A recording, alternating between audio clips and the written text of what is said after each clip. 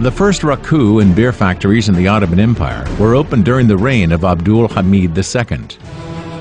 Abdul Hamid II is an important sultan in the Ottoman history. However, it is an undeniable fact that his reign saw the sharpest physical and spiritual decline of the Ottoman Empire. He was, in a way, a prisoner confined to the palace and could not escape being ensnared by the British deep state plots. Surely he deserves respect like all statesmen, but portraying him like a saint who never made mistakes, or his reign as the most glorious days of the Ottoman Empire, definitely contradicts the historical facts. Let's remember what happened during Abdul Hamid's reign. The Ottoman Empire sustained its biggest territorial losses. The first raku, which is a Turkish alcoholic drink, and beer factories were opened. Cigarette production started. Brothels and adultery spread. Wine export to Europe started. Darwinism, a philosophy that denies God, spread all around the empire lands. British officers were made pashas in the army, and their supporters were appointed to key positions in the administration. This was tantamount to leaving the rule of the Ottoman Empire to the British deep state. The Ottoman Navy went to ruins. The Ottoman Public Debt Administration made the Ottoman Empire's economy completely dependent on the West. Islamic community broke up. Darwinist materialist ideology spread around the entire Ottoman lands. During the reign of Abdul Hamid II, the consumption of alcohol and cigarettes increased. Adultery skyrocketed. The Ottoman and Islamic lands saw a sharp moral and physical decline during this time. Many riots broke out across the Ottoman lands, and the primary reason behind the riots was that the Caliph had strayed away from Islam, and that the center of the Caliphate was degenerating Muslim society. Bomonti Beer Factory opened upon Abdul Hamid II's permission. Bomonti brothers opened the first beer factory of the Ottoman Empire in Istanbul during the reign of Abdul Hamid II. Olympus Brewery was also set up in Thessaloniki. Abdul Hamid II personally signed the license of these facilities. Bomonti Beer Factory produced 7 million liters of beer every year, which later reached 10 million liters. Bomonti beer gardens were built along the way that stretched from Thrace to Eskişehir so that local people could drink beer. During the reign of Abdul Hamid II, beer consumption in Istanbul and its vicinity increased so much that trains began to carry fresh beer from as far away as Vienna. During Abdul Hamid II's reign, alcohol production became an official government duty.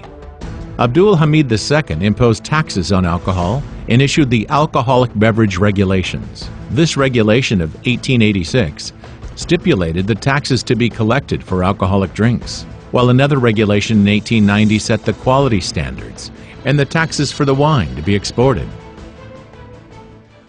Abdul Hamid's involvement in alcoholic drink regulations and the corresponding taxes is important because he was the Islamic Caliph. His role in such practices was a clear indicator of the grim situation the Ottoman Empire found itself in, not to mention the intense pressure of the British deep state. The expense ledgers of the palace show that wine, champagne, and other drinks were bought for the palace too. Indeed, Abdul Hamid's grandson remembers how his grandfather loved and drank rum. İçki içer miydi Abdülhamid? İçki yani içkici değildi. Akşamcı değildi. Ne içerdi? Arada sırada bir rom içerdi. Niye rom? Ve babama söylerdi, derdi ki bak derdi ben bunu içiyorum çünkü bu yasak değildir. Kur'an'a bak. Orada şarap diyor. Şekerli suyundan hiçbir bahsi geçmiyordu. Şekerle yapılıyor tabii. Onun için derdi bu hiç şarapla alakası yok. Alkol meselesi hiç ondan bahsedilmez. The first raku factory of Turkey was opened during the rule of Abdul Hamid II. The first raku factory was opened during the rule of Abdul Hamid II.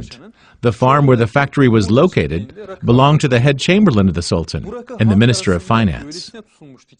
The raku produced at this farm quickly became very popular, and taxes collected from its sales became the most important item in the tax class called the 6 indirect taxes. The aforementioned weren't the only raku factories opened during Abdul Hamid's rule. There were a number of brands competing to get the top spot in the Raku market. During Abdul Hamid's rule, which was a time even the palace staff was producing Raku, Deniz Kazu Raku, also known as Tenidos Raku, became very popular. Ozum Kozu Raku was another popular Raku brand and was usually known as the Raku with the girl due to its advertisement posters. Alcohol production and consumption during the rule of Abdul Hamid II. 86 million kilograms of wine was produced in 1896 alone. 14 million kilograms of Raku was produced annually. 32 million kilograms of brandy was produced annually. 1 million kilograms of beer was produced annually. Total number of alcoholic beverages produced annually was 102 million kilograms. Abdul Hamid II allowed the production of the Greek alcoholic beverage, ouzo. When European vineyards started going bad, the whole of Europe, particularly France, turned to the Ottoman Empire to meet their demands for wine. During Abdul Hamid's reign, wine exports skyrocketed to 340 million liters by 1904. Wine advertisements were to be found in the Ottoman newspapers. In 1889, vineyards were set up in Istanbul on a 70-hectare land. The vineyards of the Aegean region were used to produce grapes for wine production, which would later be exported to Europe. Boards for Martell cognac could be seen all around Istanbul. Ottoman cognacs entered competitions in Paris and won awards.